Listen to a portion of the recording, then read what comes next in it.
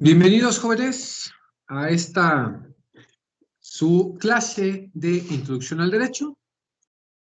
Vamos a ver lo que es la norma. Y aquí voy a empezar con ustedes y que ya habíamos dejado alguna actividad, precisamente para no llegar a clase sin el aprendizaje previo. ¿Quién me puede decir a qué le suena? ¿Qué es una norma? Acuérdense, no es el nombre de una persona, es la norma. ¿Qué entienden ustedes por norma? La norma sería una regla de conducta. Ok, perfecto. ¿Alguien más?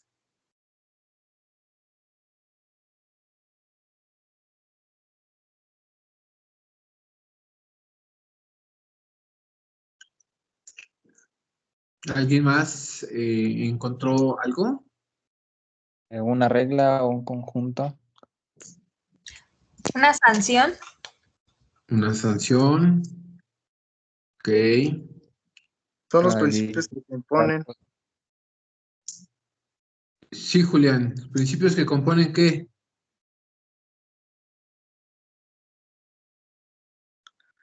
Los principios, bueno, son los principios que conducen a la sociedad, ¿no? Ok. Perfecto.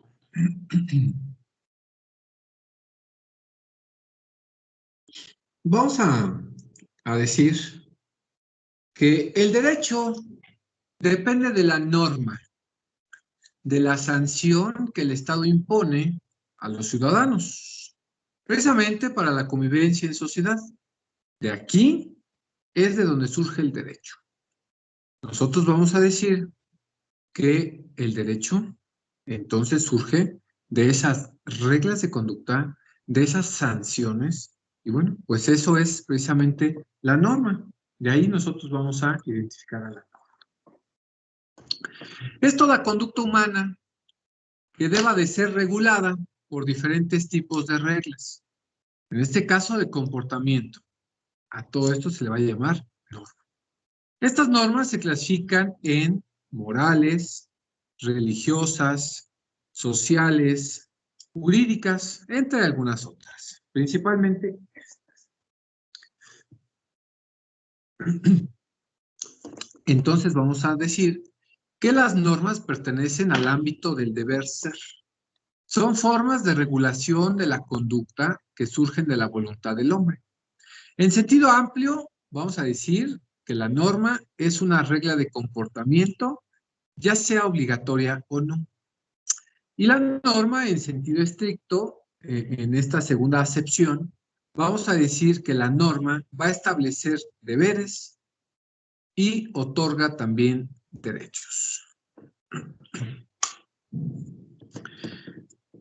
Cuando nosotros establecemos que pues, el derecho surge, fíjense bien, que el derecho surge de estas reglas de conducta, de esas sanciones y que se convierten en normas, establezcamos también que pues es de donde se origina, ¿sale?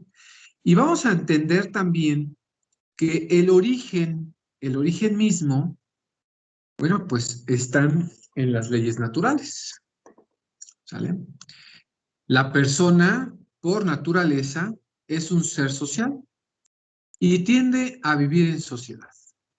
Y bueno, pues por necesidad creó las normas para satisfacer de la mejor manera posible los diferentes problemas que se le presentan en su vida diaria. Y es por ello que se interrelaciona con sus semejantes. De aquí, de esta ley natural, bueno, pues, entonces, ¿qué será el derecho natural? Vamos a decir que es el derecho que el hombre crea de acuerdo a su conciencia interna.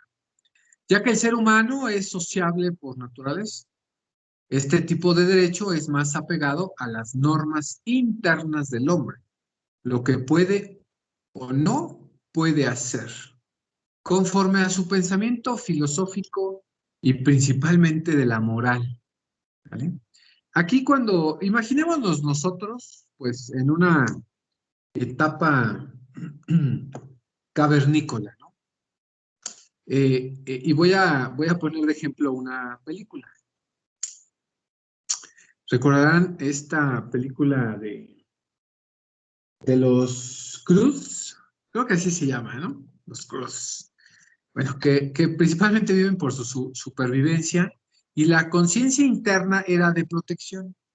Decía que si recordarán, ustedes son muy jóvenes, hasta yo vi esa película por los sobrinos, donde indican que el miedo a la oscuridad y que si se metía el sol, tenían que esconderse para sobrevivir, porque no sabían qué había allá afuera en esta oscuridad. De esta conciencia interna, y bueno, pues de este pensamiento, pues ya pensamiento, ya no vamos a decir que no pensábamos, sí, sí, claro, sí pensábamos. El hombre es un ser pensante. Entonces, en ese pensamiento filosófico y moral, pues era la protección.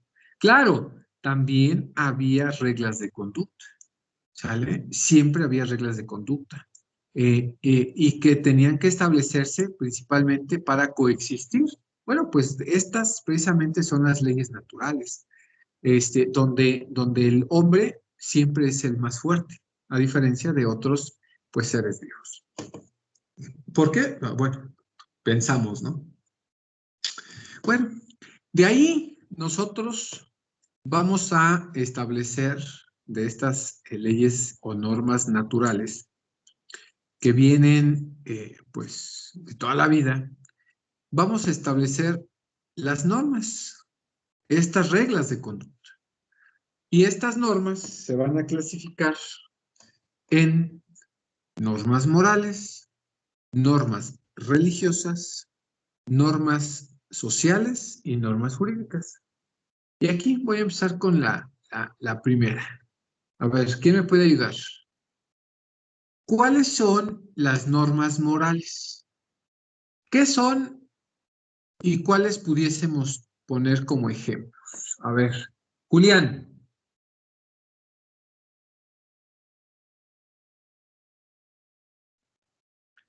Reglas morales. Ay, ¿cuáles pueden ser? Las de, por ejemplo, las que son así, por ejemplo. Ay, ¿cómo puedo explicar?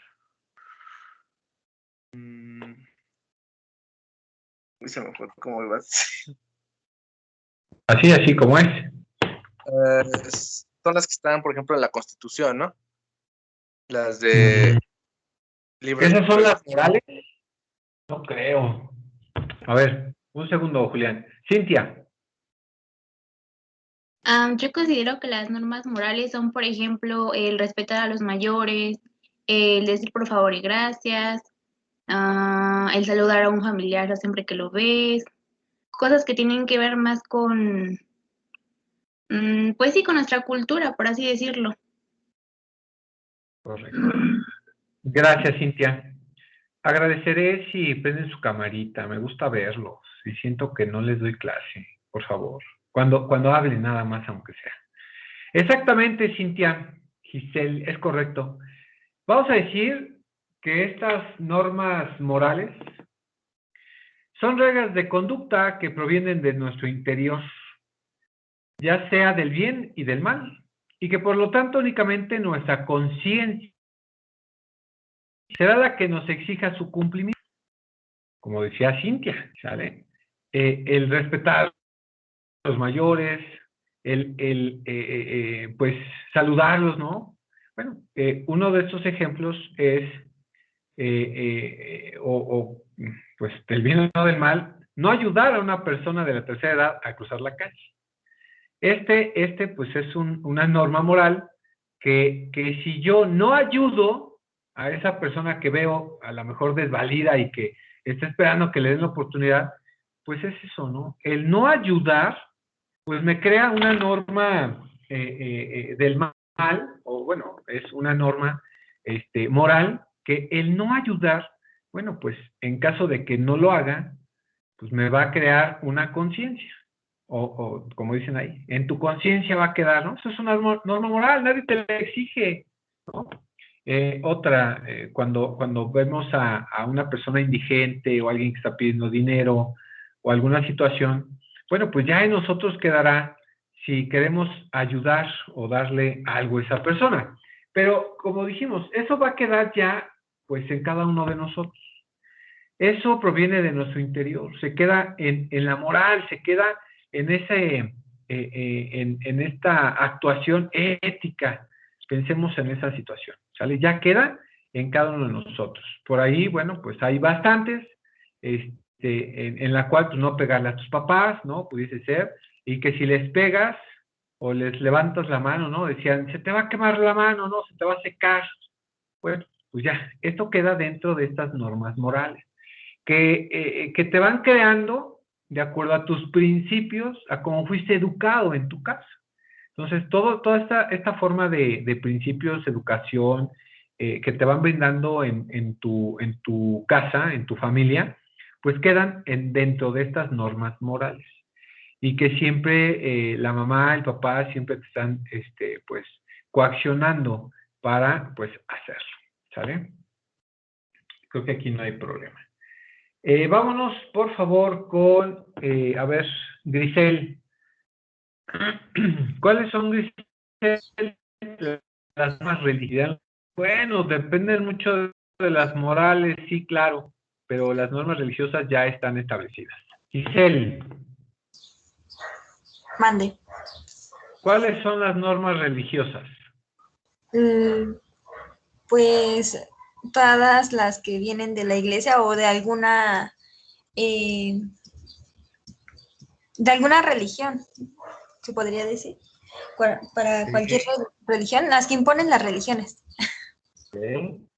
A ver, un ejemplo, Grisel. De la iglesia católica, por ejemplo, ir los domingos a misa, o el cumplir con tu confirmación y primera comunión. Ok, perfecto. Muchas gracias. Estas normas religiosas, pues sí, efectivamente, dependen de...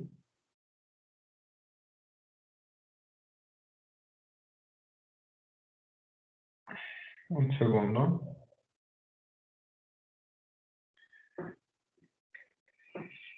Estas normas religiosas provienen de los dogmas que recibimos en el estudio o la práctica de creencias divinas y que observancia o desobediencia pues no será premiada o reclamada por el Creador o el ser divino en el que creemos.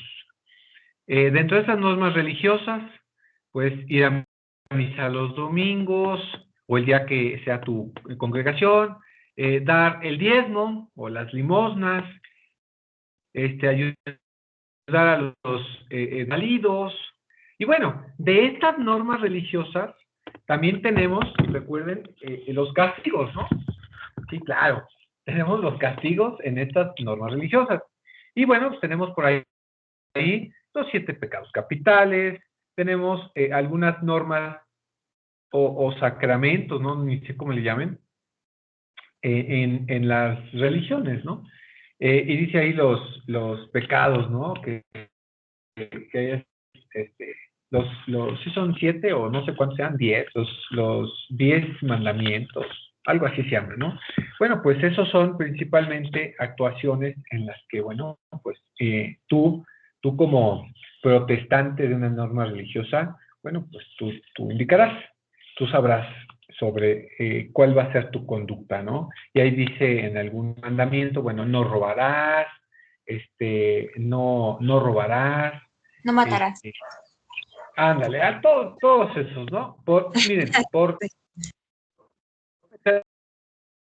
por no ofender nada, acuérdense, esto es laico, nada más es como comentario. Existen distintas normas religiosas en cada una de las religiones. Y, bueno, pues son ahí. Y aquí, bueno,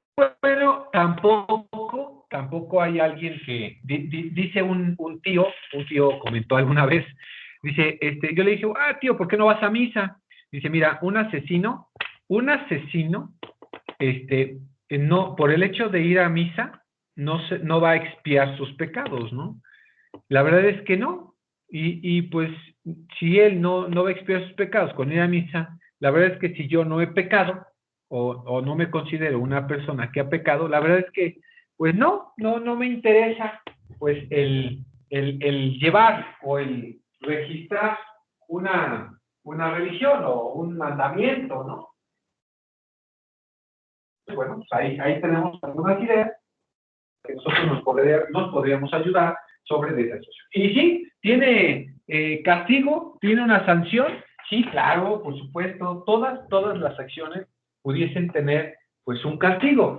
Y bueno, aquí, pues si nosotros lo queremos ver desde el aspecto religioso, si nosotros nos queremos limitar en la forma exclusiva a lo que concierne a lo religioso, bueno, pues aquí entenderemos como o un castigo o como un premio esto que nos habla de la religión de la vida eterna. No sabemos si en verdad es un castigo o un premio, ¿no? Entonces, bueno, pues aquí están las normas religiosas. Muchas gracias. Yasmín. Sí. Siguen las normas sociales, Yasmín. ¿A qué les suena que sean estas normas sociales? Siento que van de la mano junto con las normas morales. No están como las normas sociales, no están como estipuladas por la ley, pero en un grupo de personas sí están como que muy marcadas, o en un lugar dependen sus costumbres o sus tradiciones. Pues no sé, como saludar, cuando llegas a un lugar, saludar a los presentes. No sé, no mirar a una persona por mucho tiempo, o no sé si estoy en lo correcto. Perdón, que me molesta el mosquito. Sí, por ahí va, es correcto. Nada más que se me fue al extremo. Grisel, me quería... Sí, yo también quería dar un ejemplo de las normas sociales, que son las que... Sí. Ok. Sí, ¿no? Sí, que es lo que, por ejemplo, el vestirse de cierta manera, por ejemplo, no dice que tenemos que ocupar playera o para ir a ciertos lugares, bueno, sí, a todos los lugares más bien, o el usar ropa o ropa como tal. El ir desnudo en la calle es una norma social que, pues sí, que no está puesta o decretada, pero se ve mal ante la sociedad. Ok, puede ser. Sí, es correcto. ¿Cintia? Yo siento que a diferencia de las morales, como lo dice la palabra, es dentro de cierta sociedad, o sea, dentro de un cierto círculo social, como por ejemplo, no sé, mi vecindario, o mi propia calle tiene cierto reglamento, ¿no? Incluso tenemos juntas vecinales, por ejemplo. Siento que esa es como la diferencia a una moral. Correcto. La moral es un poquito más universal, ¿no? La moral. Es correcto. Lo que pasa que las morales son principalmente principios, ¿no? Son los principios, son los valores que nosotros tenemos como personas. Y ya las sociales ya nos imponen dentro de un grupo social, ¿no? Aquí estas reglas del comportamiento son reglas de comportamiento que ya te impone específicamente un grupo social. Y pues imaginémonos, somos muy jóvenes, bueno, ustedes más que yo, pero bueno, si quieren pertenecer, por ejemplo, al grupo de los emos, a los escatos, a grupos sociales determinados, les imponen cierta obligación en cuanto a ciertos requisitos. Sí, también, si yo pertenezco a un fraccionamiento, a una calle, a un edificio, bueno, pues existen ciertas normas sociales no tener música a altas horas de la noche, no dejar la basura, el asunto de las mascotas, el asunto de, no sé, los estacionamientos, ciertas situaciones. Y que estas normas sociales las van a establecer ustedes cuando pertenecen o no a un grupo social. Y que, bueno, pues ustedes podrán identificarse. Bueno, identificarse dentro de esos grupos sociales, pertenecer a esos grupos sociales. Dentro de estas normas sociales también conocemos a unas normas de etiqueta y que son precisamente también estas formas de poderse vestir ante la sociedad, por eso son normas sociales. Si, por ejemplo, nos solicitan a nosotros ir, pues, de etiqueta, ¿no? Por ejemplo, que quiero ir a la boda y me dicen vestimenta es de etiqueta, pues debo de entender que esta etiqueta, o cuando me dicen que es de etiqueta, pues quiere decir que pues puede ser de traje, ¿no? De vestido de noche, así bien elegante. Si me dicen que es casual, bueno, casual, ¿no? Si me dicen que es en la playa, pues entiendo yo que en vez de irme en un bikini, tengo que irme con vestimenta de manta. Voy a un evento social y que, bueno, pues tengo que yo comportarme, ¿no? Con cierta mesura, por decirlo de alguna forma. Todos estos son normas sociales que nosotros debamos de ir identificando para, no quiere decir que no valen o que no tienen ningún valor, no. Quiere decir que de todas estas normas individuales, morales, éticas, principios, valores, religiosas, todas estas, nosotros vamos a obtener de aquí, de estas normas, o de aquí es de donde nosotros vamos a originar, pues, ciertas normas. Así como cuando creamos las fuentes del derecho, bueno, pues todo nace de un comportamiento, de una reiteración de conductas. Bueno, pues de todas estas normas que hemos estado mencionando, se van a crear al final, pues, las normas jurídicas. Y aquí, ¿a qué les suena? Raúl. A ver, Raúl. Normas ¿Qué es una jurídicas, norma jurídica? las escritas, pero estas van más a lo de, no sé, no puedes tirar basura en cierto lado, o no puedes hacer del baño en cierto lado, normas así. Ok. Sería, Adelante, Jesús. perdón, serían las normas que se ocupan de la administración de justicia, por ejemplo, las mismas leyes que confieren obligaciones o prohíben acciones determinadas. Correcto, Jesús. Totalmente correcto. Vamos a decir entonces que las normas jurídicas son reglas de conducta. Estas ya expedidas por el poder público, precisamente para regular la pacífica convivencia de los seres humanos integrantes, cuya observación no estará sujeta a la aceptación o no por parte del destinatario. O sea, a nosotros o a quien ustedes les preguntaron si querían, pues, las normas que están dispuestas en los códigos, en la Constitución, pues a nadie. El poder público, en este caso el poder legislativo, pues es quien crea y es quien regula esta situación. ¿Sale? Por eso es que el poder legislativo, junto con el ejecutivo, crean estas normas de conducta. ¿Sale? Para que nos conduzcamos de forma pacífica. ¿Sale? Y que no están a nuestro querer. Están ahí porque así deben de estar. En caso de que no cumplamos estas normas jurídicas que ya están dispuestas, que están escritas en las leyes, por nombrarse de alguna forma, pues nos vemos obligados a tener un medio de coacción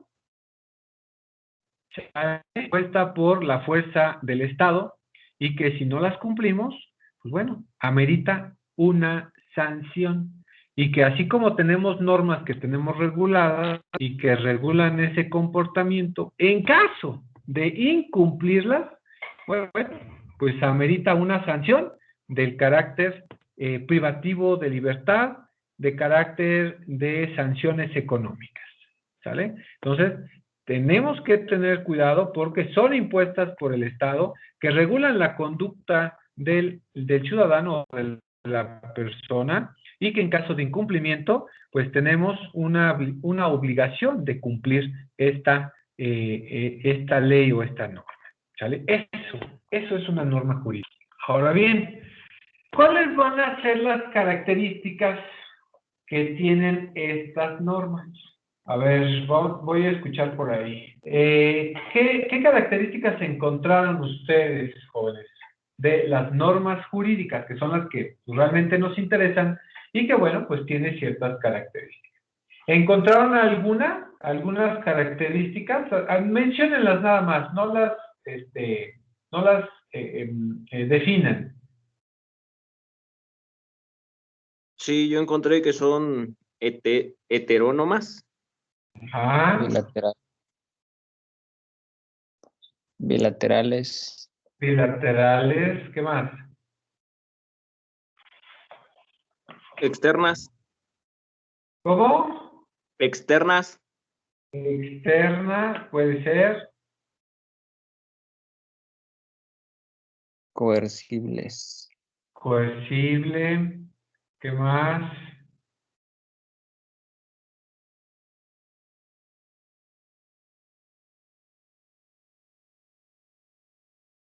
Que llevan una sanción. Que llevan una sanción. Yo encontré que toda norma jurídica debe contener un mandato de observancia general y estar respaldada por una sanción. Sí, definitivamente.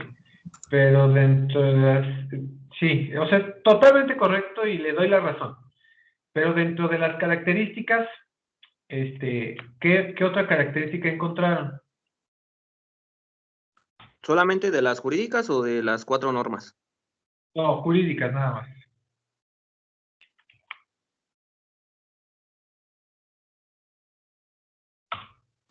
Que tiene que ser lógica. Ok, le compro esa idea. Que son estables y uniformes. Uniforme, sí, claro.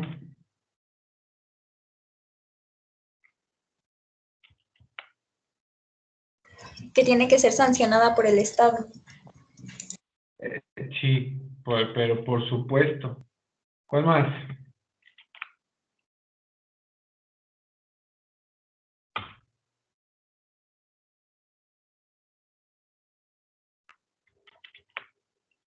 Que predomina la exterioridad.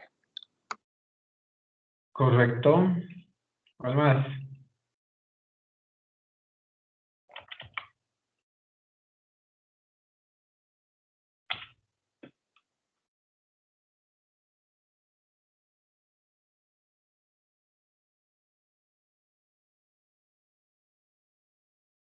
Bueno, creo que con eso es más que suficiente.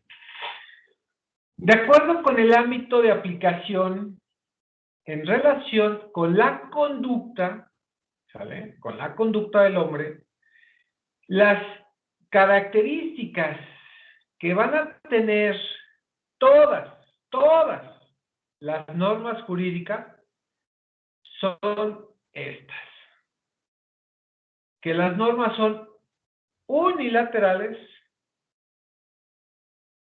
o bilaterales, interiores o exteriores,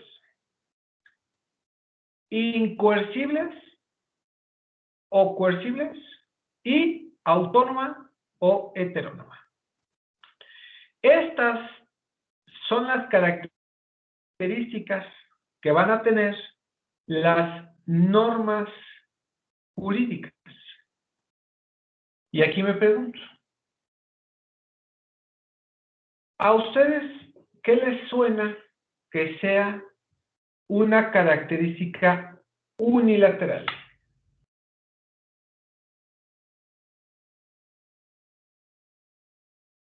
¿Cómo qué les suena? ¿Qué será que una norma jurídica sea unilateral? ¿A qué le sonará? ¿Única? ¿Cómo? ¿Única? Única. Por ahí Aquí va, solo- pero le falta más. Aquí solo una persona es la que dispone y la otra obedece. Ok, eso me suena todavía más congruente. ¿Qué más? Que no otorga beneficios al obligado. Que no pone beneficio al obligado, sí. ¿Qué más?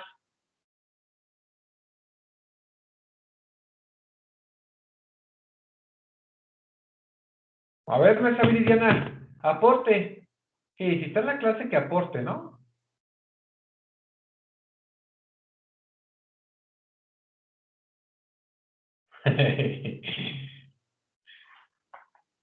Se me hace que está ocupada. Bueno, ¿cuáles van a ser o a qué se refiere con esta unilateralidad? Primero, esta característica consiste en que esas normas, primero, no prevén la existencia de uno de los sujetos. ¿Sale? Este sujeto es el que está facultado para exigir el cumplimiento de las obligaciones contenidas en esa norma al destinatario. Es decir, que únicamente confiere facultades o impone obligaciones. El ejemplo: un poder notarial, un convenio, una cesión, una donación, un testamento. Todos estos ejemplos son de alguna característica y que vienen de la unilateralidad. Es decir, que estas normas únicamente provienen de una de las partes, cualquiera que sea. No estoy indicando que, por ejemplo, todas las leyes que tenemos en nuestro país, vamos a decir que son unilaterales. Porque no sé a ustedes, pero a mí nadie me vino a preguntar que si yo quería aceptar esa norma, ¿verdad? Y si no me lo dijeron a mí, pues ni mucho menos a ustedes, porque las normas precisamente son unilaterales. ¿Sale? También algunas otras normas que me voy creando en la vida pública, social, también acarrean cierta juridicidad. Por ejemplo, un poder notarial. Ustedes dirán, un poder notarial. Bueno, es una cartita poder, nada más que es ir con el notario a que él lo certifique y te cueste más caro, pero él le da la fe pública. No es necesario que dos testigos estén ahí firmando y estén ahí. Esto es en cuanto a la situación. Ahora bien, el poder notarial, pues, es de una de las partes. O sea, el otro sí se le pregunta, pero no adquiere ninguna obligación. ¿Sale? Uno tiene los derechos, otro tiene las obligaciones, ¿no? Por eso se llama unilateral. Un convenio, por ejemplo. Un convenio igual puede nacer de la unilateralidad que provenga de una sola de las partes, sin necesidad que la otra lo acepte, ¿no? Por ejemplo, ¿han escuchado estas, pues, voy a ponerle ofertas, aunque no me gusta la palabra oferta? Vamos a ponerle promoción, por ejemplo, cuando te dicen, paga tu predio y tu agua y te descuento el 100% en multas y recargos. Bueno, hablamos de un convenio, ¿sale? Literal, en la que la obligación la tiene, pues, de respetar eso, pues, quien lo propuso. Por eso es unilateral, y ya. Él tiene la obligación de cumplir, ¿sale? Una cesión, cuando hablamos de una cesión de derechos. Cuando hay una cesión de derechos, por ejemplo, ustedes tienen, pues, una casa, o sus papás tienen una casa. Y le dice, mira, te voy a ceder los derechos que tengo yo sobre esa casa. Es igualmente unilateral porque tú como hijo recibes los derechos, pero no tienes ninguna obligación. O sea, en ningún momento comentamos que me ibas a pagar, que me ibas a... No, es una cesión. La cesión precisamente es unilateral porque la obligación corre a cargo del que te cedió y los derechos corren a cargo del cesionario, es decir, quien recibe los beneficios. ¿Sale?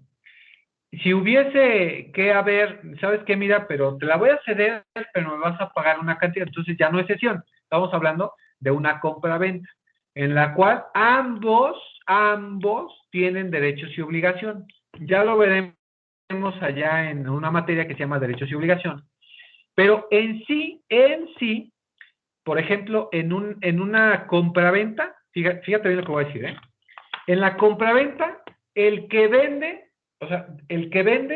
tiene la obligación de entregar el bien, entregar la cosa vendida.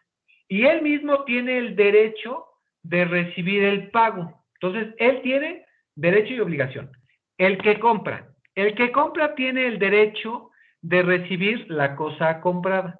Y tiene la obligación de pagar esa participación. Ambos tienen derechos y obligaciones, por lo tanto, una compra-venta no puede ser unilateral porque la característica unilateral indica que solamente una de las partes tiene el derecho o una sola de las partes tiene la obligación. No puede haber ambas, ¿sale? Ambas, entonces hablaríamos de otra cosa.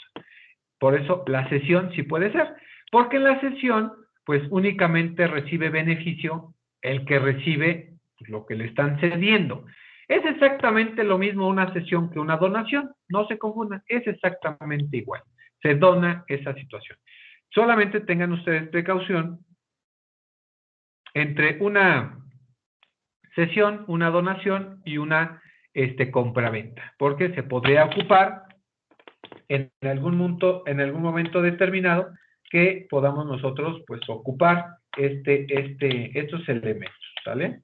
Debamos nosotros identificar ciertos parámetros, ¿sale? Entonces, les decía otro del testamento, igual, cuando el testador hace ese testamento, pues es unilateral. Pues, mi papá a mí no me preguntó que me iba a dejar bienes, ¿verdad? Yo ni sabía que yo iba a ser heredero, entonces por eso es unilateral. Yo no le manifesté que quería aceptar los bienes. Él dispuso que yo tenía que recibirlos. Por eso se llama que tiene una característica unilateral, porque únicamente proviene de una de las partes. ¿Sale? ¿Dudas? No, ninguna. No. ¿Todo bien? No. Todo bien. Va. 2. Vamos a pasar con las bilaterales. A ver, Xóchitl, que usted no ha hablado. ¿Qué es una característica bilateral?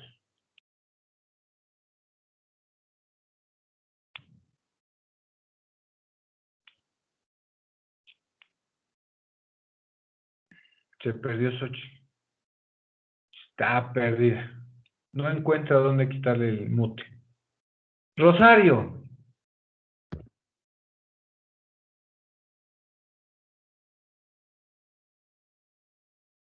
No, tampoco. Julián.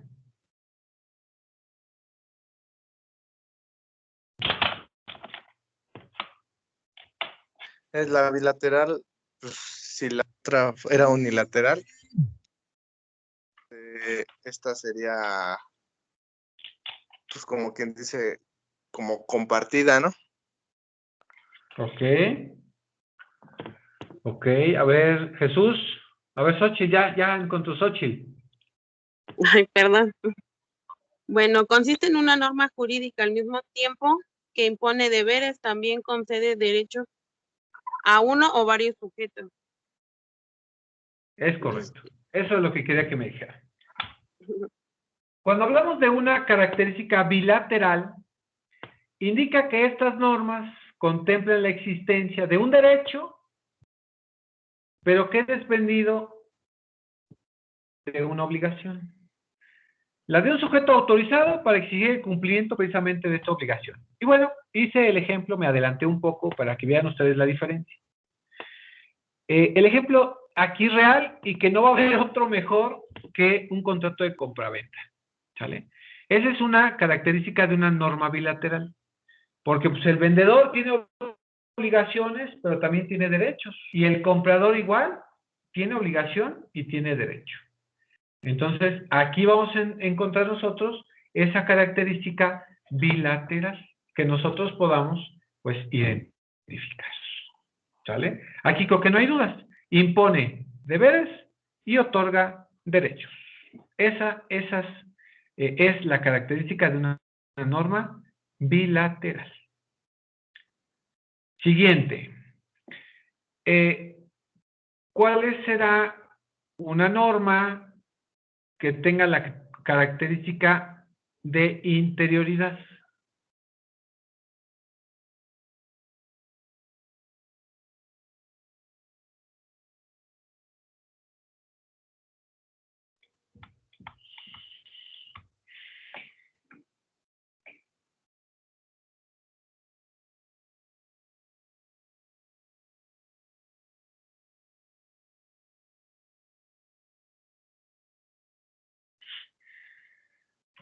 Ya se las puse difícil, ¿verdad? Las dos primeras eran facilitas. ¿Que son en un solo lugar? Ay, perdón. No, perdóneme, Grisel. A ver otra vez, Grisel. ¿Que son en un solo lugar? Puede ser, sí puede ser, fíjese, sí puede ser. Okay. Puede ser que sean como privadas o cosas privadas, o de una familia o algo así. También, por ahí, viene dentro. Miren, lo que pasa es que este concepto de la característica de normas interiores, podemos nosotros fundamentar varias ideas. Desde la interioridad que sea de un país, que son exclusivas de un país, y acuérdense que también tenemos las exteriores. Entonces también habrá normas que sean, pues, exteriores. Interiores, las que sean de nuestro país y las que se apliquen en nuestro país. Cuando hablamos de exteriores, por ejemplo, los tratados, los convenios, las convenciones, todos esos tratados internacionales que México firma y de la que es parte, bueno, pues todos esos podrían ser exteriores, ¿no? Y que, bueno, pues hablan de una parte exterior. Pero, y además también de interiores de una sociedad, de una familia, pero también habla de una característica interior, que habla de la conducta principalmente del hombre, ¿sale? Y aquí viene esta situación, miren. A ver si cambia. Ahí está. Cuando hablamos de una característica, con una norma, con una característica de interioridad, vamos a establecer que va a ser en el actuar, en la actuación que lleva a cabo ese individuo en cuanto a identificar si el sujeto quiso hacerlo o quiere hacerlo o lo realizó, ¿sale? Vamos a identificar cierta situación. Y de aquí, para que ustedes más o menos recuerden, ya cuando lleven derecho penal actos jurídicos que vamos a ver en otra clase, nosotros debemos de identificar este carácter interior. Si yo quise hacer ese acto, si yo lo realicé, si yo tenía pensado hacerlo. Creo que nadie de ustedes el día de hoy, si es que salieron a la calle, se llevó en la mente, me voy a atropellar a 2 personas. Creo que nadie pensamos esa parte, ¿no? Porque no sé si ustedes piensen eso, pero yo cuando salgo no digo, ay, hoy voy a matar a 2 personas. No, o sea, es algo que no. O bien, o atropellarlas, ¿no? Tampoco puedo decir, en cuanto a esta situación, el actuar. O sea, una cosa es lo que yo pienso. Ahorita yo puedo estar pensando en matarlos a ustedes. Otra cosa es que yo lo realice, ¿sale? Entonces, son diversas situaciones en las que yo debo de interactuar o las que yo deba de ponerme a razonarle, porque ya es también de razonamiento, ¿sale? Yo puedo pensar, ¿sale? Porque a lo mejor así se me imaginó, el matar a una persona y hacerla tamales, ¿no? Pues puedo pensarlo, y a lo mejor muchas personas lo hacen. Acuérdense que acaban de encontrar a un feminicida, ¿no? En Atizapán. Él pudo pensar que eso estaba bien, porque a lo mejor lo pensaba y lo hacía sin saber que hacía algo mal.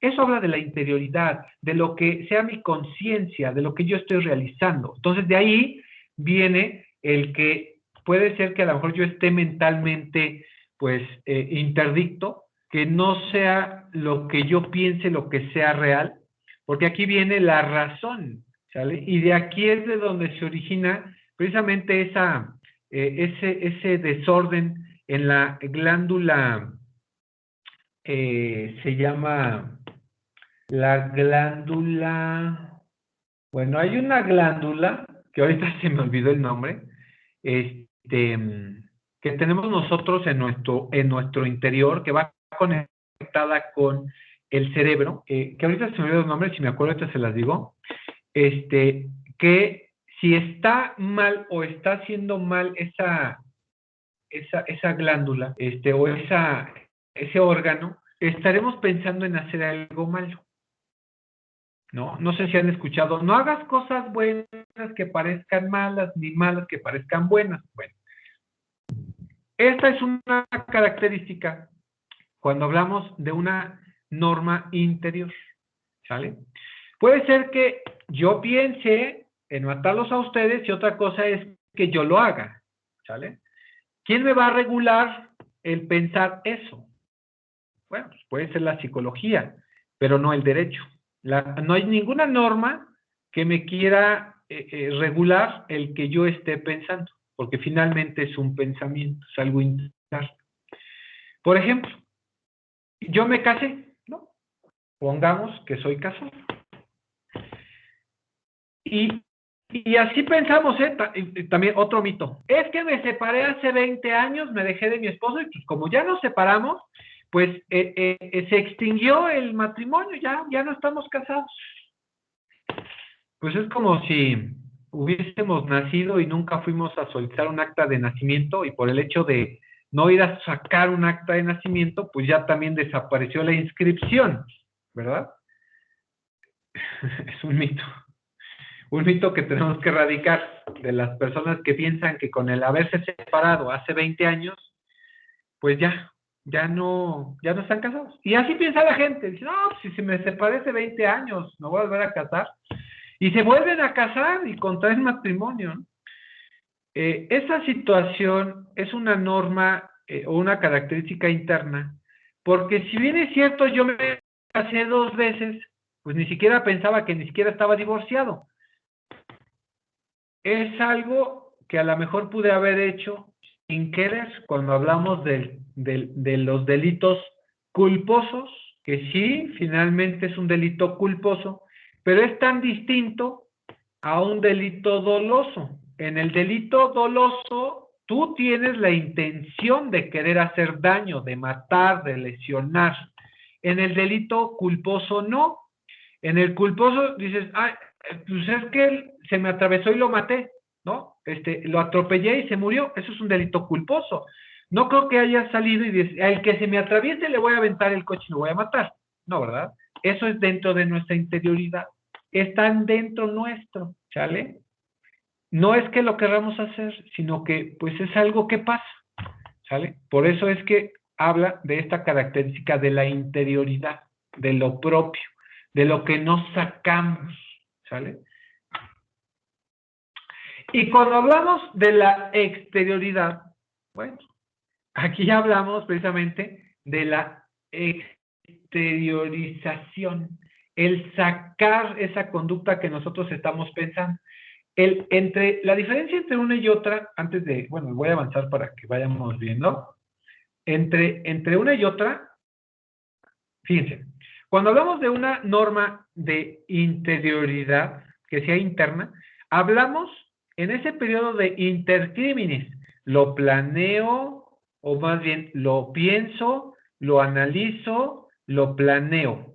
Estos momentos que son internos y que están dentro de mi pensar, estamos ante una característica interna y que hasta que yo lo exteriorice, ¿y cómo lo voy a exteriorizar? Pues cuando lo realice, ¿no? Cuando tenga un resultado material. Mientras no, precisamente porque la ley, el derecho, regula la actuación. Acuérdense en este significado del derecho. Y ahí recuérdenmelo, el que quedamos. A ver, Cintia.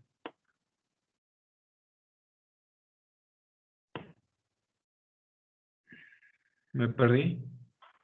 Se perdieron. Se ¿Cuál es la perdieron. pregunta? Perdón. ¿Cómo, Cintia? ¿No me está poniendo atención o qué? Deme, por favor, el concepto de derecho que sacamos la clase pasada. Ah, perdón, es que no tuve la clase pasada, pero vi la grabación. Aquí lo tengo. Ay, muchas gracias. Conjunto de normas jurídicas que rigen y regulan la conducta externa del hombre en sociedad. Ok. ¿Por ahí alguien levantó la manita? Sí, fui yo. Julián, derecho. hicimos una adecuación a ese concepto. ¿Me lo puede decir ese ajuste que hicimos? Sí, es sistemas de normas jurídicas que regulan la conducta externa del individuo en sociedad. Sí. Okay. Me quedo con la parte de la conducta externa. Y precisamente es esta característica. Cuando hablamos de esas normas, es cuando van a regularse. Las normas no regulan pensamientos, porque pues, son pensamientos. El derecho y las normas precisamente van a regular cuando nosotros exteriorizamos el acto, la conducta, el hecho, ¿sale? Ahí es cuando lo vamos a regular. Por eso es que estas características, cuando hablamos de la exterioridad, hablamos precisamente cuando atienden precisamente a ese resultado, ¿sale? Tiene aquí el ejemplo. No interesa si una persona mata a otra que se encuentre en una fase de enfermedad terminal y sufría mucho, y que por misericordia se considera necesario matarla. De cualquier forma, claro, va a existir el homicidio, o bien es un homicidio, en un homicidio imprudencial, toda vez que la persona que decidió matarla no tenía la intención. Ojo, pero de cualquier forma cometió tal acto. Y claro, va a ser castigado. Sí. No importa que si tú vas a quitarle la vida a alguien, pues porque está en estado vegetal. Acuérdense que la ley regula esta situación, que estamos hablando de la eutanasia, ¿no? No, ya déjenlo morir, no, ya pobrecito. Bueno, recuerden que no lo podemos hacer, los médicos tampoco. El doctor, el médico, cuando hace su protesta cuando se titula y dice protesto, salvar la vida y hacer todo lo que sea posible, bueno, a eso se refiere, que no se puede hacer, ¿sale? Y como dije, bueno, es que lo atropellé y se murió. Si bien es cierto, la ley regula que es un homicidio, también dije que eso es un homicidio culposo, imprudencial, que amerita castigo, sí, claro, definitivamente, pero no es lo mismo, ¿sale? Que cuando yo quiero, yo lo realizo, porque me nace, ¿no? Bueno, no te va a nacer, lo vas a realizar. A eso se le llama dolo, ¿sale? Y para evitar esto de la eutanasia, que es un tema muy polémico, no lo voy a tratar, porque es un tema que ya está resuelto por la ley. Existe una ley en nuestro país, en nuestro Estado de México, que existe la última voluntad. Entonces, hay una ley que tú como persona adulta, razonable, vas vas con el notario y atribuyes que en qué momento quieres morir, ¿sale? En cuanto caiga en una cama de hospital, me dejan morir. Eso es una ley de última voluntad, y que en caso de que yo no pueda disponer de esa determinación de ya no quieres vivir, lo dejo en un documento, así como en un testamentito, nada más que esto es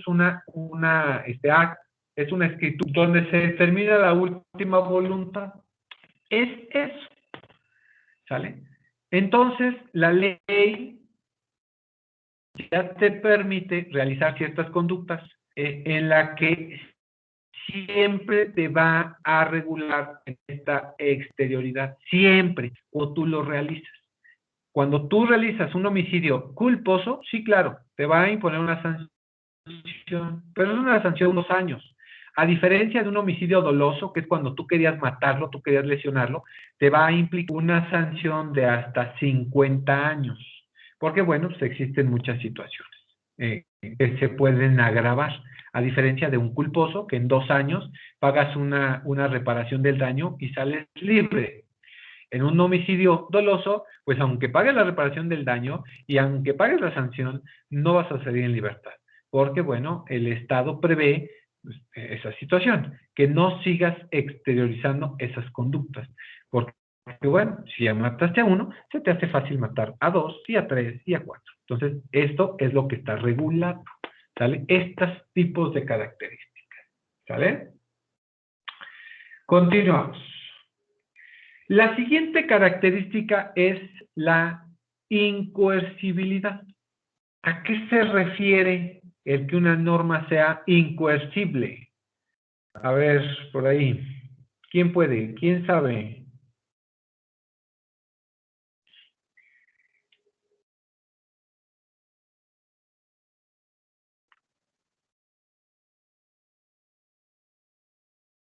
No.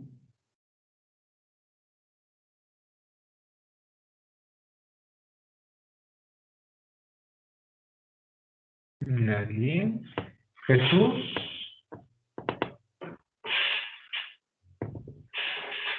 Lo único que me suena es a la falta de coercibilidad, vaya, de ser coercible en las cosas. Algo así, pero no. ¿Qué es que una norma sea incoercible? Cuando hablamos de la incoercibilidad, hablamos de la aplicación de esa norma que no es exigida por el Estado. Indica que no puede ser impuesta por la fuerza o la coacción, ya que su cumplimiento queda sujeto a la voluntad del individuo.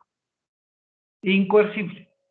Ejemplo, si una persona muy allegada a la religión decide no ir a misa, pues nadie te puede obligar a ir a la fuerza. Y tal vez a esa consecuencia, pues nadie te va a castigar. ¿Sale? Un ejemplo somero, ¿no? Pero esta parte de la incoercibilidad, pues supongamos que no podemos entrar dentro de algunas características de normas jurídicas, porque las normas jurídicas, pues sí tienen todo que ver con la coercibilidad. Todas las normas jurídicas, al menos, todas son coercibles. O sea, consiste en que el cumplimiento de todas las normas que tenemos escritas, que fueron expedidas por el legislativo, vienen con una exigencia a todos nosotros como ciudadanos, aún en contra de la voluntad, e incluso con el uso de la fuerza. Ah, ¿no quieres cumplirla? Cárcel. Ah, ¿no la sigues cumpliendo? Cárcel. ¿Sale? Sanciones. Por eso decimos que las normas son coercibles. ¿Sale? Es que no las quiero cumplir. Ah, ¿no las quieres cumplir? Pues te viene una sanción. ¿Sale? Ejemplo, si el padre niega a dar alimento a sus hijos menores de edad, la norma jurídica lo sanciona y le ordena cumplir con esa obligación. ¿Sale? La ley te dice que si el padre no quiere pagar la pensión alimenticia, entonces se la descontemos. Si no la quiere, y si renuncia a su trabajo para no darla, no dar esa pensión alimenticia, lo metemos a la cárcel.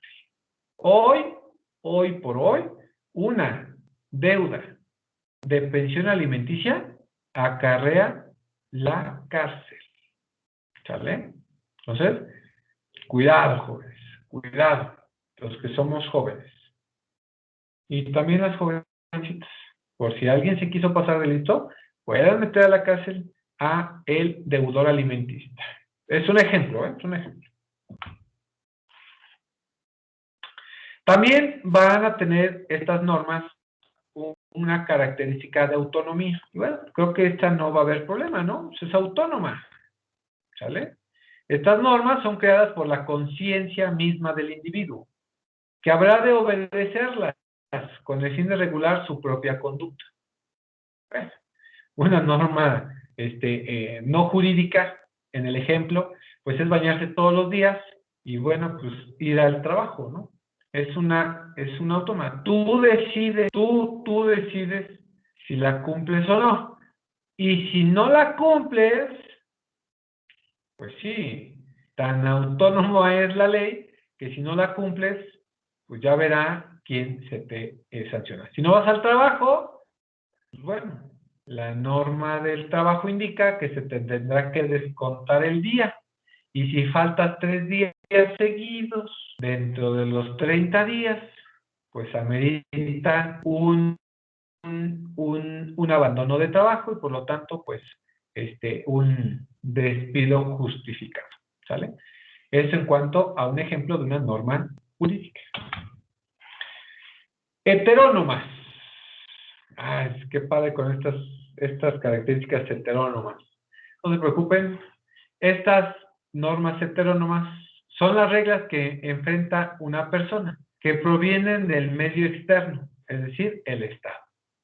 Son creadas específicamente por esta entidad que las crea. En este caso, bueno, pues las crea todas las normas jurídicas, las tiene que crear el Estado a través de sus órganos de gobierno. En este caso, el Poder Ejecutivo y el Poder Legislativo. Por eso decimos que son heterónomas.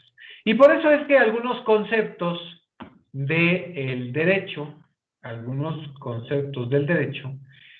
mencionan esta parte. Sistema de normas jurídicas impuestas por el Estado, heterónomas, coercibles, autónomas, que regulan la conducta externa del individuo en sociedad. No es necesario, precisamente son normas que son impuestas por el Estado, pues obviamente tienen esas características. No hay por qué, pues, poner el pleonasmo. Si sé que son impuestas por el Estado, obvio, sabemos nosotros que son heterónomas, son coercibles y son autónomas. No, para mí no va a ser necesario que me pongan, pues, qué características tienen las normas. No es necesario, jóvenes. ¿Sale? No va a ser necesario. Y bueno, por último, en este esquema vamos a mostrar las características que van a disponer ciertas normas. Dentro de las jurídicas que hablamos nosotros, normalmente todas las normas jurídicas van a tener características bilateral, aunque también las hay unilateral, externas, porque únicamente van a regular la exteriorización de las conductas, son coercibles, derivado a que son obligatorias, que no porque yo no quiera cumplirlas, pues no las voy a cumplir, sino que son a fuerza, y son heterónomas. En el caso de las religiosas, bueno, pues son unilaterales, pueden ser internas, porque pues, dependen de mí, pueden ser incoercibles y también pueden ser heterónomas. Las morales son unilaterales, proceden de cada una de las personas. Si yo no quiero, pues no.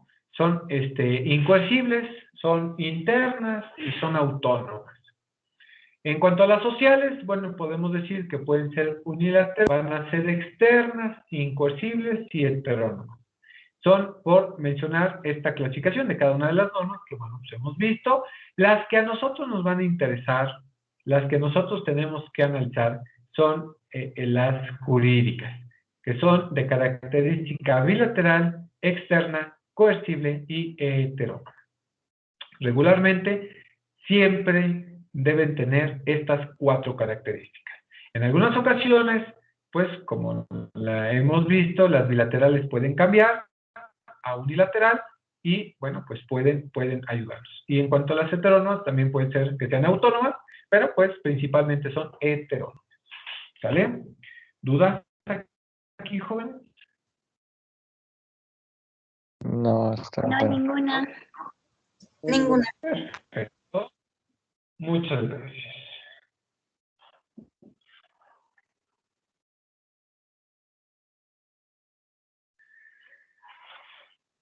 Continuando, vamos a ver el orden jurídico de estas normas. ¿Y a qué se refiere? La aplicación de estas normas jurídicas debe tener un ordenamiento jurídico. Sí, claro. Es decir, que si no están dispuestas en algún texto legal, pues diría una máxima jurídica. Todo aquello que no está regulado o todo aquello que no está restringido, pues se puede hacer. ¿Sale? De ahí es de donde nace el orden de estas normas jurídicas, que si no están escritas, y como nosotros sabemos, todas nuestras normas que han creado para el Estado mexicano, para nuestro país, pues todas son restrictivas. Todos nos restringen. Sí, claro. No matarás, no robarás, no violarás, no saquearás, o sea, no puedes hacer nada. El Código Penal te prohíbe todo, ¿no? Si a mí se me antojaba robar algo, no lo puedo hacer porque estoy impuesto en contra de la ley. Por lo tanto, merito una sanción. Si yo quiero violar a alguien, no lo puedo hacer porque se me impone una sanción en contra de él. Entonces, bueno, pues este orden jurídico se refiere, bueno, a esa situación, ya que el que debe de aplicar su cumplimiento es el Estado, precisamente a través de estas leyes ordenadoras y sancionadoras. Me ordenan siempre qué hacer. Por eso decimos, en nuestro país, todas las leyes que tenemos son restrictivas y además sancionadoras, porque nos ordenan su cumplimiento y en caso contrario nos implica una sanción. Todas las normas que ustedes quieran verle, tenemos restricciones, ¿sale? Y en caso de restricciones, en caso de incumplimiento, amerita sanciones. Y principalmente vamos a ver eso de las sanciones, porque pues nos impide todo, ¿no? La ley, la propia ley, la propia norma, nos pone tu código penal para que vayas viendo cuáles son las conductas que tú puedes realizar y que se pueden atribuir como un delito. Y si se me atribuyen como un delito, pues mejor no las hago, ¿no? Si me dicen ahí, privar de la vida a alguien y corresponde una sanción de tantos años, bueno, pues no lo hago, ¿sale? No lo realizo. Evitemos. Y bueno, vamos a ver esta pirámide de las normas de acuerdo a Hans Kelsen. Y bueno, Hans Kelsen no, aunque ocupó una pirámide, no quiso, pues, poner las normas en un carácter de mayor a menor. Simplemente las acomodó para que no vaya a existir cualquier duda, ¿no? Filósofo doctrinario de la justicia, Hans Kelsen, y también político, ¿no? De acuerdo a su pensamiento, se basó en la concepción de cada ley como una norma y como un deber, como el deber ser, que analizábamos la clase pasada. Cada ley puede derivarse de otra que otorga validez a aquella, hasta llegar al principio de una validez final, que es la norma fundamental. Miren, aunque Kelsen jerarquizó las normas y lo puso en esta grafiquita de Kensel para, pues, disponer o ver la composición de un sistema jurídico, en la que, pues, unas normas se relacionan con otras de acuerdo a un principio de jerarquía legal. Eso quiere decir que si nosotros tenemos una pirámide, ¿saben cómo son las pirámides? Escalonadas. Vamos a ubicar en el punto más alto, pues, a la norma suprema, ¿no? Pensaremos nosotros en eso. Y si nos vamos a los límites inferiores, escalón por escalón, pues son normas, pues, de menor grado. Imaginémonos esa pirámide así, en la cual disponemos de la constitución política. Si hablamos de de nuestras normas, pues hablamos de la constitución política y que de ellas se derivan todas, después leyes o normas generales, después reglamentos, en otros todos aquellos contratos, convenios, negocios, actos jurídicos, todos, y al final hablemos de una sentencia judicial o alguna resolución administrativa. Pero no, él la relacionó así, aunque decirles que con la vida ha estado cambiando. Hablemos que Hans Kelsen, esto lo hizo en los años 1800, 1900, pongamos 1950 y algo. Para hoy, pues estas ideas de Hans Kelsen, pues han cambiado, y han cambiado en mucho. Nosotros debemos ubicar, en cuanto a nuestra constitución, debemos de ubicar en el punto más alto, como dice el artículo 133 constitucional, que habla de una supuesta supremacía constitucional, pero también habla de que la Constitución y los tratados internacionales forman la ley suprema. Es decir, que si nosotros tenemos un tratado internacional, está a la par de la Constitución. Entonces la Constitución no es la máxima autoridad de nuestro país. Si bien es uno de las dos, sí, pero también tenemos los tratados internacionales. Y que si los tratados internacionales algo, tenemos que voltearlo a ver. Y aquí me van a decir, ¿cómo es eso posible, profesor? Sí, claro. Les voy a contar de un asunto muy famoso que lo pueden buscar ustedes en la red. Esto era de un asunto de Sonora o Chihuahua. El asunto se conoce como el campo de los algodoneros o el asunto de los algodoneros, en el cual se violaron algunas normas con estos trabajadores del campo y se vulneraron ciertos derechos humanos. Entonces, en la lucha social, y que se la llamó así este expediente, en la lucha social, en nuestro país se le dio la razón al empresario, en nuestro país, 3 instancias. Pero en la lucha social, este asunto se fue en carácter internacional. Sí, claro, tenemos una normatividad. Nosotros que por haber firmado el convenio de Versalles y otros, pero uno de ellos fue el de Versalles, en el cual a nosotros nos va a nos tiene por obligados para que se pueda analizar un asunto de carácter nacional y que se haya violado un derecho humano para que pueda juzgarse también en carácter internacional. Y el que pueda juzgarse ahora en carácter internacional, pues ya te implica otros medios. Ya no solamente las leyes nacionales, sino también las leyes internacionales. Y aquí disponen, por ejemplo, los tratados de libre comercio, las convenciones, algunos convenios que haya firmado México con otros países. De aquí es que va a aplicar precisamente pues que la supremacía constitucional no solamente es la Constitución, sino que vamos a encontrar en ese mismo nivel la Constitución, pero también los tratados internacionales, en la parte suprema, en la parte superior, ¿vale? Más abajo tenemos todas aquellas leyes federales. Sí, tenemos en cantidad de leyes federales, aproximadamente 2,000, y van creciendo día a día, ¿no? Con estos decretos que la Cámara de Diputados, Cámara de Senadores realiza. Entonces, imagínense. Más abajo tenemos las constituciones estatales.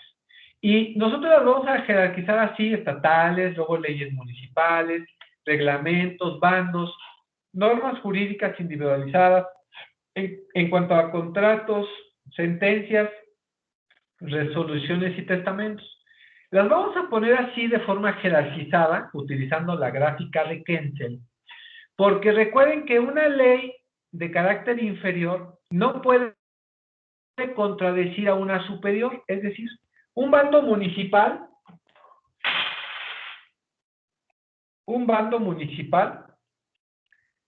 no puede contradecir a una constitución estatal, y mucho menos a la Constitución Política de los Estados Unidos Mexicanos.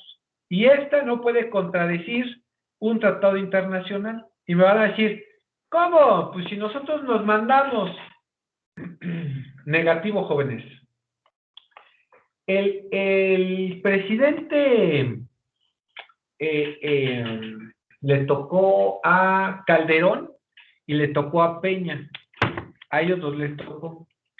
Nosotros firmamos un convenio internacional hace algunos años, como en el 2007 más o menos.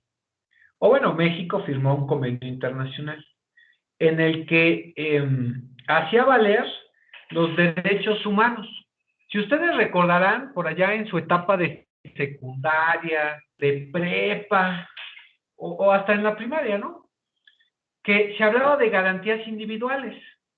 No sé si todavía recordarán que todavía decían, no, pues que las garantías individuales que están en la Constitución, por allá en formación cívica y ética, ¿no?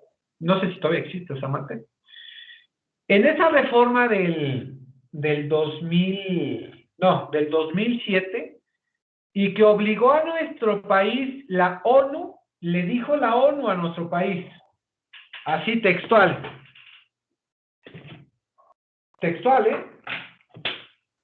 o reformas tu Constitución, México, o vas a obtener sanciones. Ojo, y México no le quedó otra que reformar su Constitución, porque ese tratado internacional, esa convención en la que México era parte, lo obligaba, y tardó más de un año en que el gobierno mexicano pues reformara su ley, y como no lo hizo a tiempo, recibió una carta de invitación obligatoria, porque si no, ameritaba sanciones. Y bueno, pues no le quedó otra cosa que al presidente de la República, que si no mal recuerdo era Calderón, más o menos, sí creo que era Calderón, tuvo que reformarla. Y ya no se llaman garantías individuales. A partir de esa fecha, el artículo, o bueno, el capítulo 1, el capítulo 1 de la Constitución se llama los derechos humanos y sus garantías. A partir de esa reforma, que lamentablemente no tengo aquí la fecha, déjenme ver si de casualidad viene el transitorio.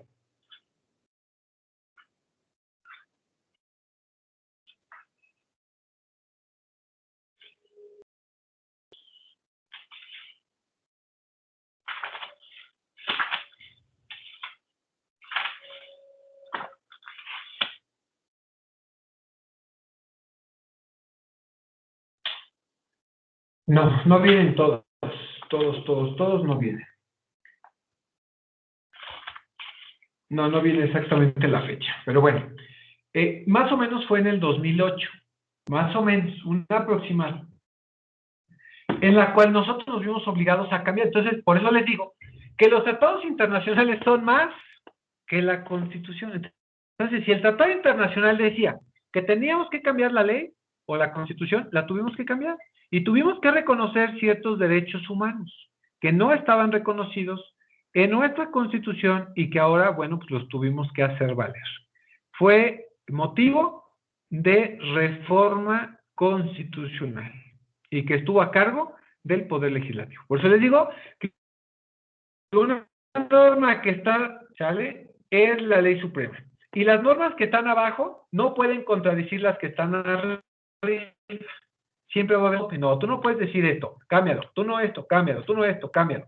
Por eso es que las leyes que tenemos son así como las tenemos.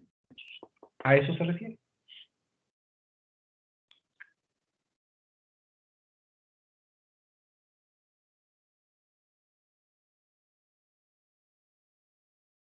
¿Dudas aquí, jóvenes? No, profe. No, Ninguna. muy interesante.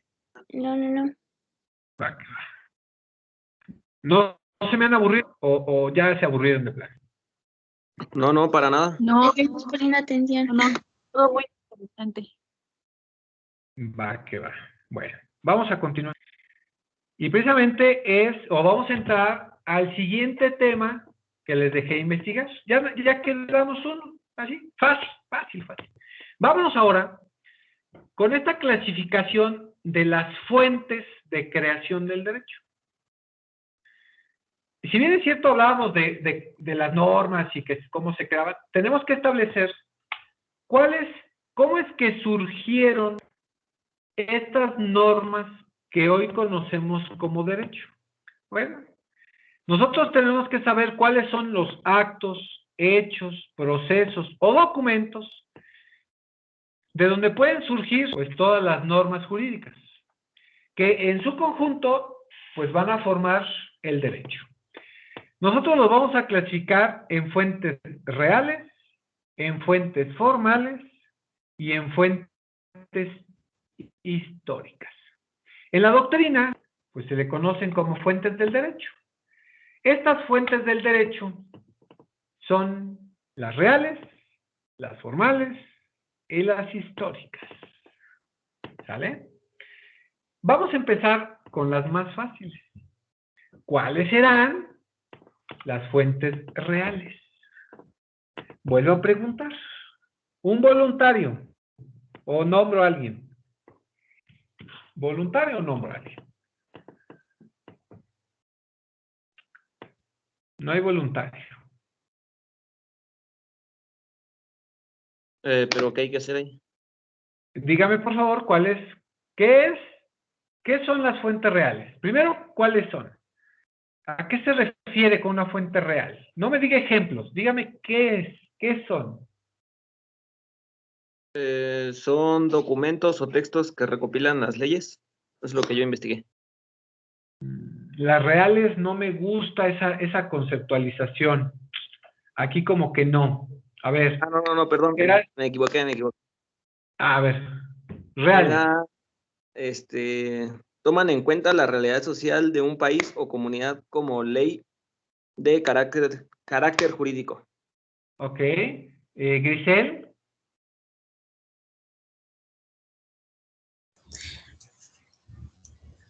Materiales a todos los fenómenos naturales y sociales que dan origen a la norma jurídica.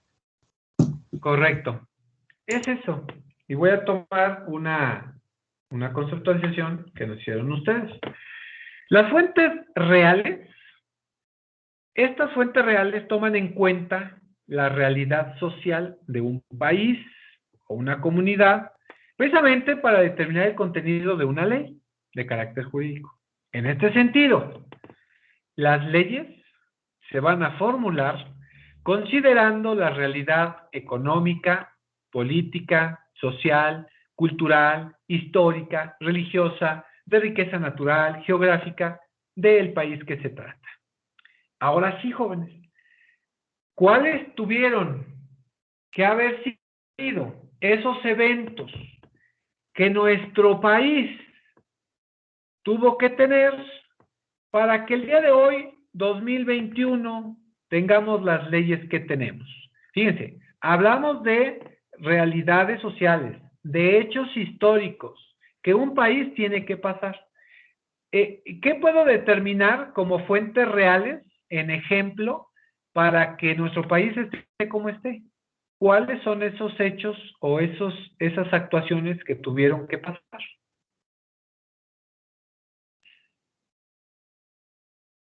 Cintia.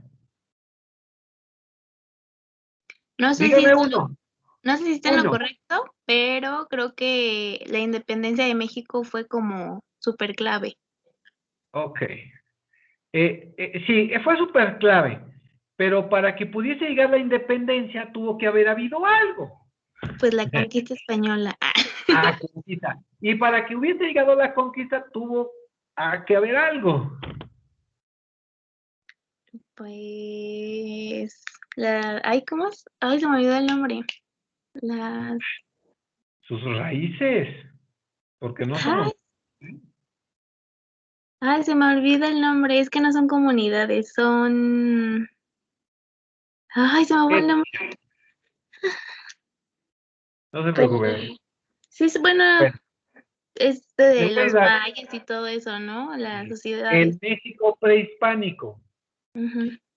Ok, entonces, a ver, estos acontecimientos sociales, pongámoslo así, que tenemos el México prehispánico, nos vinieron y nos conquistaron, nos independizamos.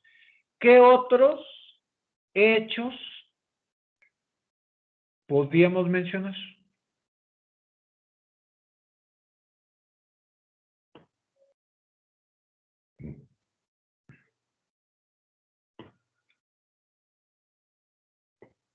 Después de la independencia, ¿qué pasó?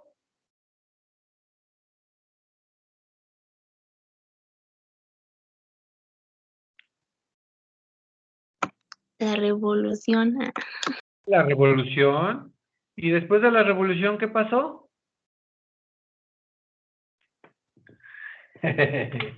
Los pongo a pensar mucho, ¿verdad? Miren, voy a hacer mención en cada uno de los sexenios, de cada uno de los periodos de gobierno.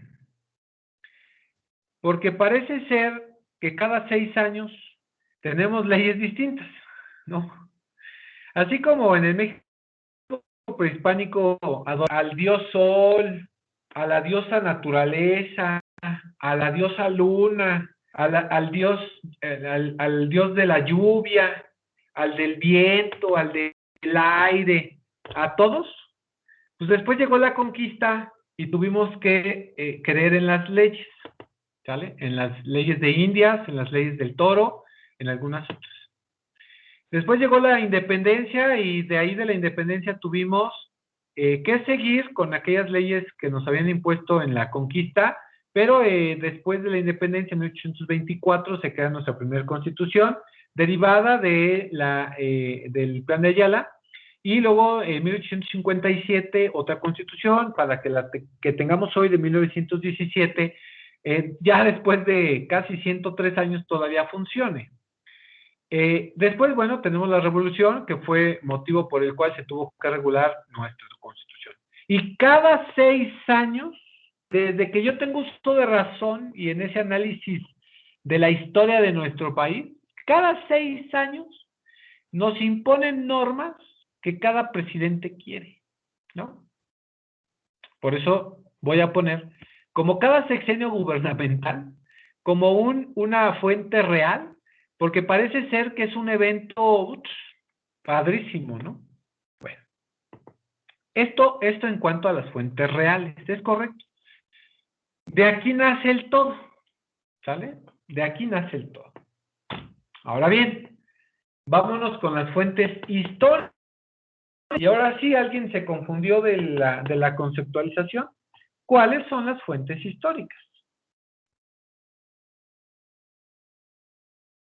¿Serían documentos o obras literarias, tratados científicos o testimonios históricos? Correcto. Y hablamos de históricos. Se refiere a todos aquellos documentos, obras literarias, tratados, testimonios, de carácter jurídico o no, que evidencian cómo los pueblos o comunidades se organizaban y establecían normas. Estas normas son las que ahora sirven de ejemplo para la creación de nuevas leyes. Y aquí, ¿cuáles tendrían que ser esas normas? Hablando ya de una norma jurídica y que hayan sido, que en su momento se, pues, regularon o rigieron la conducta de un pueblo o de una nación y que ya se quedaron, pues, precisamente en la historia. ¿Cuáles puede ser? Díganme, pues, cada uno un ejemplo.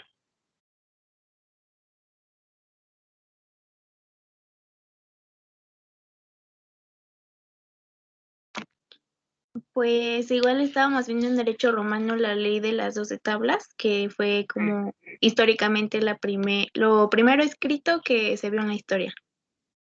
Ok. ¿Y en nuestro país? ¿Grisel? Ay, pues me dijo a Grisel, ¿verdad? Bueno, Espérame. ok. No, sí, es que como también me llamo Giselle, me confundí, perdón. Ay, güey. Perdón. A usted le voy a decir Cintia, ¿va? Discúlpeme. Vale. Ahora sí, Grisel con una L. Yo iba a decir en lo científico las vacunas. No, vámonos a lo legal.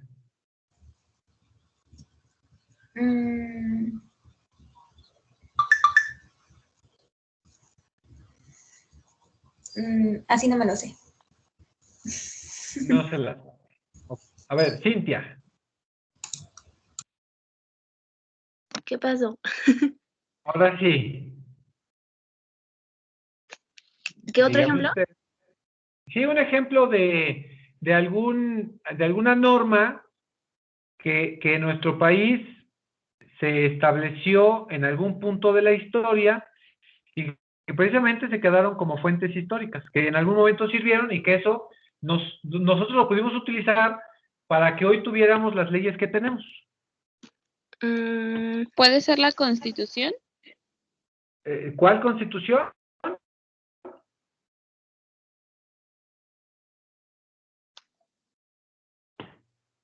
Tenemos muchas constituciones. ¿Ya ven cómo no me ponen atención? Se las acabo de decir todas. La Constitución Política de los Estados Unidos Mexicanos. Bueno, es que los españoles, ¿De qué la verdad, año? desconozco cuál era, vaya, pues, su documento legal cuando vinieron a conquistarnos. No sé cuál es. Está bien, nada más por eso lo voy a pasar, porque no estaban en aquel momento. Cuando nos vinieron a conquistar, nos impusieron la ley la ley de India, la ley del toro, la novísima española y la constitución, no era constitución, eran las, eran las ordenanzas reales, así se llaman, y así lo van a ver cuando vean algo de derecho administrativo o constitucional.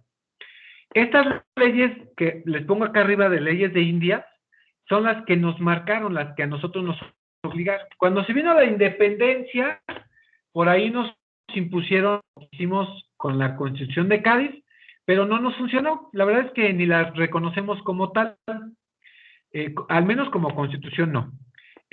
Las que sí llegamos a reconocer como constituciones en nuestro país, ya como el México que hoy conocemos con el nombre de Estados Unidos Mexicanos, reconocemos la Constitución. La primera Constitución que reconocemos es la de 1824, que fue años después, porque recuérdense que la consumación de independencia fue en 1921, más o menos. Por el 21 fue cuando se consuma la independencia. Entonces, del 21 al 24 fueron los años que tuvieron para crear la del 1824, que aunque veníamos regulándonos de estas leyes que les digo, porque la de Cádiz nada más se ocupó como base, porque la de Cádiz no se reconoce. De ahí se tomaron las bases para la de 1824. Después, en 1857 hubo otra reforma, derivado aquí, si no mal recuerdo, en el 57 estábamos ahí con los virreyes, ¿no? También tenemos ahí una situación de la independencia que no nos gustó. Después de ahí, del 57, precisamente se viene la revolución. Y esta revolución, acuérdense que empieza en 1910. Y por allá la revolución concluyó como por 1918. Bueno, acuérdense, el levantamiento en armas fue en 1910, pero se terminó, no recuerdo si en el 17 o en el 18, que fue precisamente una de las señales por las cuales nosotros ya tenemos la Constitución que hoy tenemos, gracias a este levantamiento en armas. Pero no fue desde el principio, ya fue al final, ya cuando se acabó todo esto, y fue, se puso como punto final a la revolución tiempo después, porque ya se plasmó en 1917 en la ciudad de Querétaro, con la corregidora, fue quien pues planteó toda esta situación, y fue en 1917 cuando se erigió nuestra Constitución actual. Pero imagínense, bueno, vámonos a pensar 1917. Estamos hablando de 103 años, casi 104. 17, 18, 19, 20, 21. No, perdón. 104 años, ¿sale? Que tenemos vigente esta Constitución. Pero si nosotros hacemos un análisis entre el texto de la Constitución de 1917 y lo que hoy tenemos como Constitución, va a identificar, pues, que ha tenido, pues yo creo que ya no tiene ni la esencia. No, ya creo que ni la esencia. Esa lucha agraria y demás, ya no tiene ni la esencia. Hemos modificado la Constitución miles de veces. Simplemente han pasado más de 104 años. 104. Y que la Constitución, perdón, pero la modificada cuando quieren. Entonces, pues sí, finalmente es una Constitución rígida, pero también es una Constitución muy flexible y que no es posible que tengamos hoy, bueno, y que no es que la podamos cambiar o no, sino que la Constitución se tuvo que actualizar de acuerdo a los cambios sociales, políticos, económicos de nuestro país. Imagínense tener una Constitución sin moverla, ¿no? ¿Qué daño podríamos tener? Por eso entonces también vamos a mencionar que todas las reformas que han caído hasta la que hoy tenemos, que es la que nos rige, todas ellas son fuentes históricas. Claro, pues ya dejaron de ser en su momento, y que hoy tuvo que reformarse todavía este año la Constitución, hablando de los derechos de los trabajadores, artículo 123 constitucional. Entonces, imagínense, cada año tienen que estar modificando la Constitución para establecer regulaciones actuales. Qué padre, ¿no? Que año con año tenga que haber regulaciones para actualizar nuestra Constitución. Eso es magnífico. En vez de tener una Constitución vieja que no sea vigente, pues nuestros gobernantes, nuestros diputados, senadores, presidente de la República se han preocupado por mantener vigente esta Constitución, ¿sale? Al menos la que hoy tenemos. ¿Dudas? No. Nos vamos a la última, las fuentes formales. O van a ubicar ustedes como fuentes materiales, pero no, son fuentes formales. ¿A qué se refieren estas fuentes formales, jóvenes?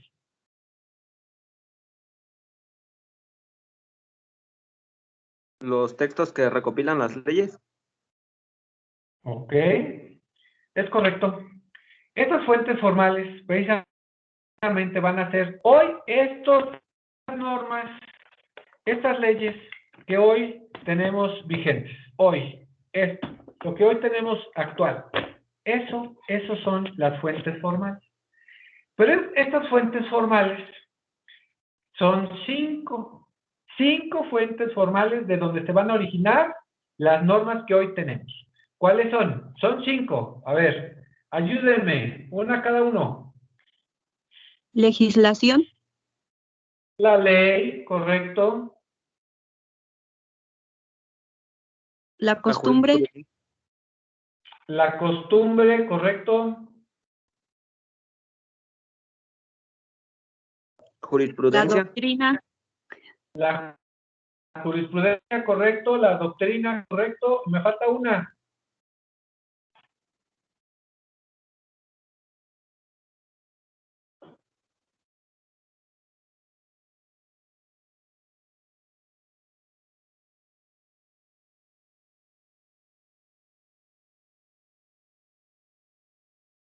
¿Cuál será?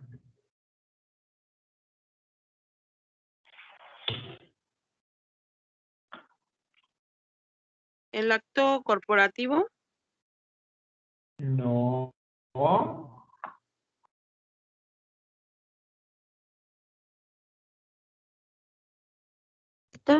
la jurista, no, ¿verdad?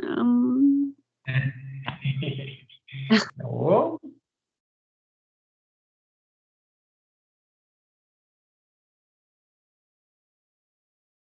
la costumbre, ¿Ya lo dijeron? mm,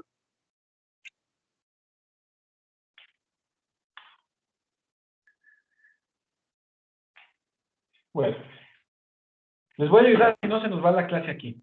Son 5 fuentes formales. 5. Ustedes dijeron 4. Yo les voy a decir una. Usos y costumbres. Principios generales del derecho. Jurisprudencia, ley y doctrina. Estos son las 5 fuentes formales. ¿Sale? Y que vamos a ver a qué se refiere todo esto. ¿Sale? ¿Alguien me puede decir cuáles son los usos y costumbres?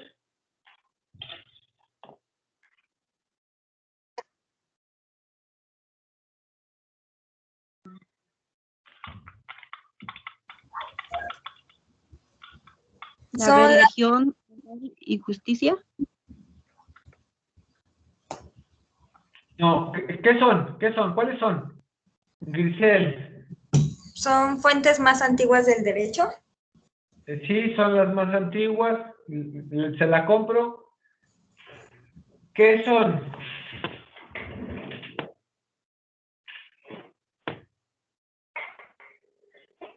Miren, los usos y costumbres son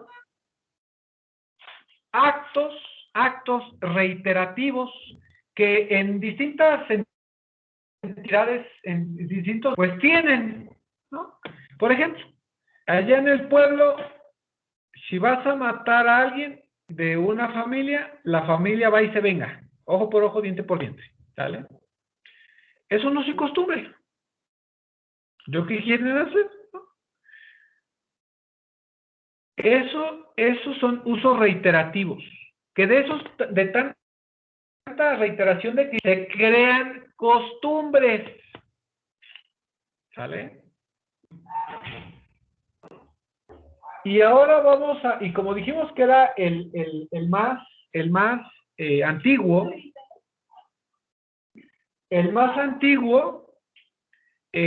vamos a nosotros ahora a ponerlo como Kensel, pero ahora lo va a poner Velázquez. Lo va a poner. Lo vamos a poner en una gráfica de Kensel, pero no lo vamos a jerarquizar. Ahora vamos a hacer nosotros evolutivo estas fuentes formales. ¿Cómo lo vamos a poner evolutivo? Bueno, pues dijimos que eran las más antiguas, entonces vamos a decir que los usos y costumbres es lo más antiguo. ¿Sale?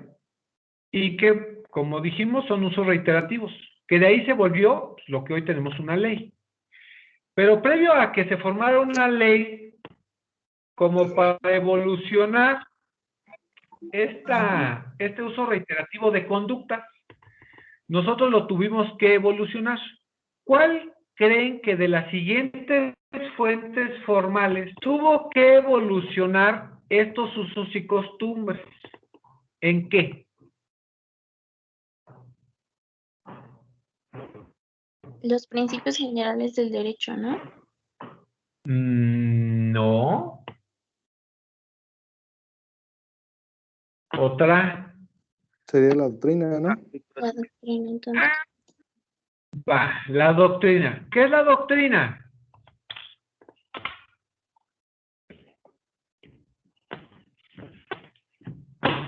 Como dije, los usos y costumbres son hechos, actos reiterativos que realizaban las personas o las comunidades. Cuando estos usos y costumbres evolucionaron, se volvieron doctrina. ¿Qué es la doctrina? Los estudios. A ver, Grisel. Las teorías, ¿no? Grisel. Son los documentos, códigos, libros, inscripciones, etcétera, que cierran el texto de una ley.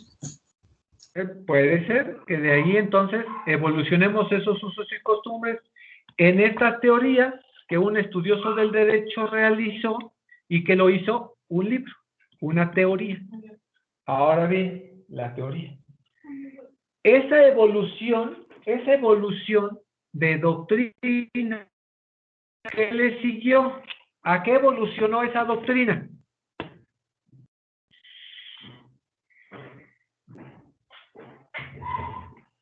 ¿A una ley? A una ley, correcto, la ley ya la desciframos, ¿no?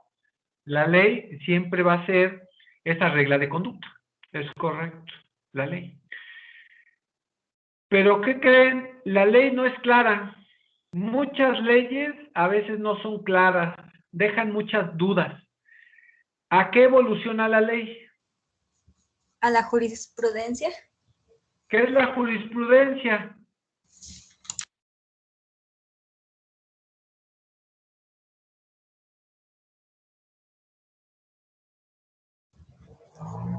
La interpretación de la ley. Dije que la ley no era clara y que había que entenderla. Entonces, ¿quién la va a interpretar? Un órgano superior, hablando de magistrados o ministros de la Suprema Corte, para que interpreten la ley. Y serán los únicos que pueden interpretarla. ¿Y cuál va a ser esa forma de interpretación? Pues nos quedaba nada más el último, ¿no? Los principios generales del derecho. ¿Qué serán estos principios generales del derecho, jóvenes? ¿Qué creen que sean?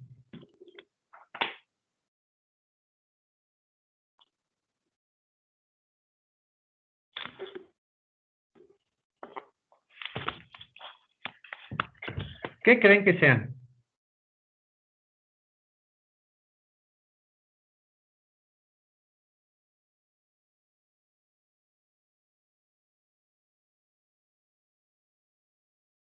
No.